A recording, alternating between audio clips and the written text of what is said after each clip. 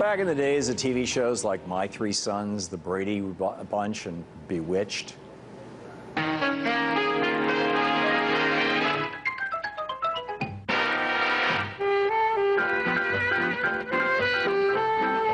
back when these shows were at the height of their popularity, national security was really a very different thing.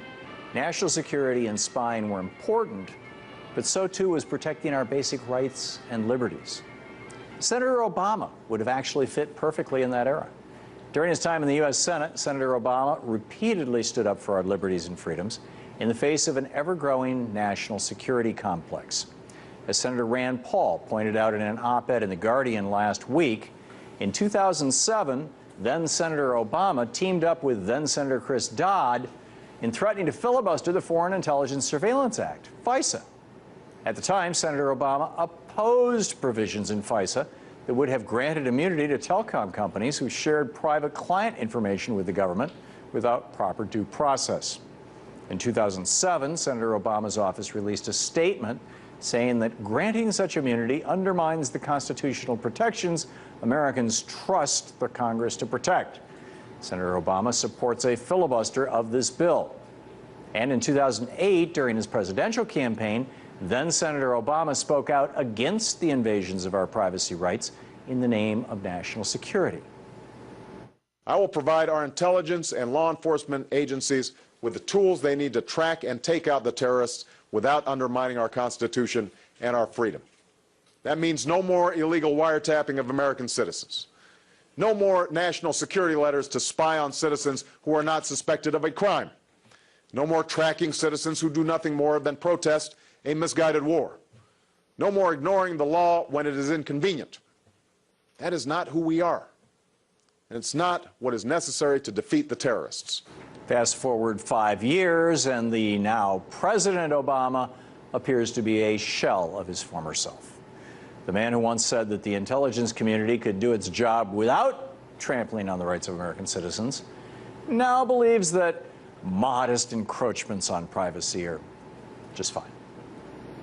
You can't have 100% security and also then have 100% privacy and zero inconvenience.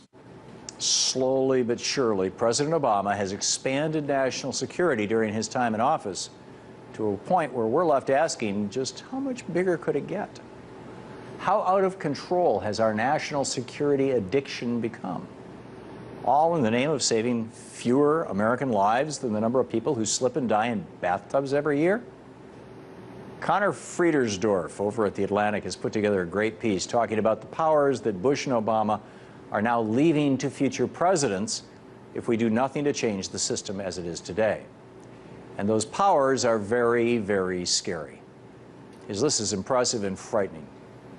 Things like a precedent that allows the president to kill citizens in secret without prior judicial or legislative review, indefinite detention without habeas corpus or due process, ethnic profiling to choose the targets of secret spying, collecting DNA from people who have been arrested even if they haven't been convicted, and a torture program that could be restarted with one presidential signature.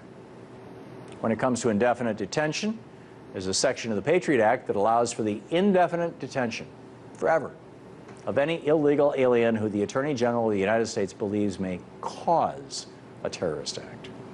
And security agencies and police forces across our country are already using ethnic and racial profiling to single out possible terrorists or criminals. In New York City alone, for example, innocent New Yorkers have been subjected to police stops and street interrogations more than 4 million times since 2002. Meanwhile, last week, the Supreme Court upheld the police practice of taking DNA samples from people who have been arrested but not convicted of a crime, ruling that that's simply the 21st century version of fingerprinting. But what about some of the most egregious abuses of national security that have been undertaken over the last decade? Hundreds, maybe thousands of innocent civilians have been killed by U.S. drone attacks over the last 10 years without acknowledgement, apology, or compensation. In the fall of 2011, after a U.S. drone strike had killed American citizen Anwar al-Awlaki, U.S. officials then hunted down and killed his 16-year-old son, an American citizen, Abdul Rahman, even though he had no ties to terrorist organizations other than being the son of this radical jihadist. Closer to home, government officials had been abusing the powers granted to them by Bush's Patriot Act on a fairly frequent basis. In 2004, citing the Patriot Act, FBI agents used a GPS tracking device to search and secretly examine the home of Brandon Mayfield, an American citizen who was wrongfully jailed for 2 weeks on suspicion of involvement in the deadly Madrid train bombings. These are just a few of the many abuses that have occurred in the name of national security and protecting American lives.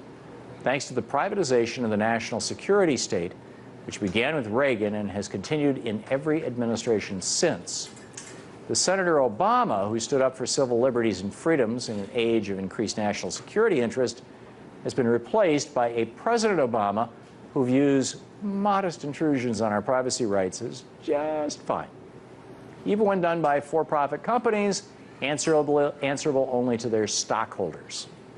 The recent revelations out of the NSA have made it clear that we, the American people, have a choice to make, assuming that we haven't already passed the point of no return. Do we want government officials in charge of national security, or private, for-profit, and unanswerable to us corporations that are constantly lobbying and working the press for an ever larger national security state? When our executive branch of government does spy, do we want them to seek judicial and legislative approval? Or do we want to live in a dystopic American state, like the movie Minority Report, where the U.S. government can do anything it wants with no oversight, just so long as it claims that its actions are in the interest of national security and saving American lives?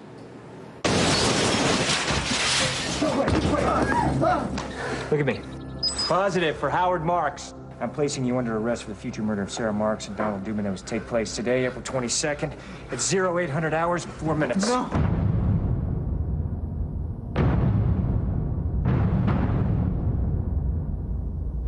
Sensible security by an accountable government, or an American dystopia run by the Blackwaters of the world.